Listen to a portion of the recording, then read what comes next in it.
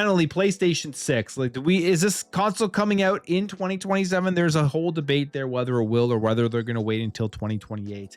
You do have to ask the question, with raising the price of the PS5 Pro to the $900 mark, putting out a PS6 does seem like it is very bad timing right now in 2027 for them, because I just don't see how they're going to get that price low enough where they are going to rely far more on console sales, especially at launch, versus Xbox with Project Helix, because they don't have that huge ecosystem where people can still play all of their games in all of these different places. So it's a much more important thing for PlayStation to have a good launch, a good price, and to have as basically as many people buying the PS6 as were buying the PS5 and the PlayStation 4.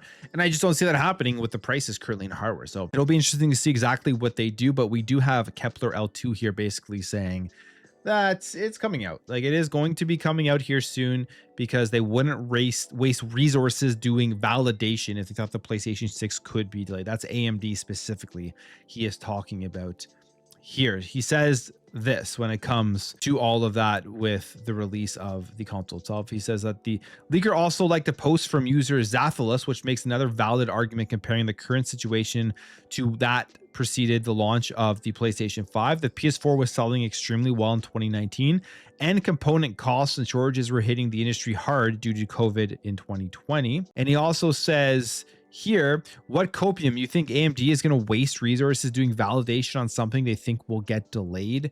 So he is insinuating here there's no way AMD is going to go out there and do all of this work to get this thing ready, similar to what they're doing with Project Helix, which we pretty much know is coming out here in 2027. They would be doing the same type of stuff with the PlayStation 6, meaning they would also be preparing for a 2027 release timeframe.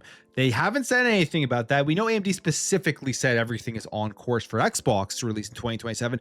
They haven't said anything about the PlayStation 6, and we're getting through 2026 with no information.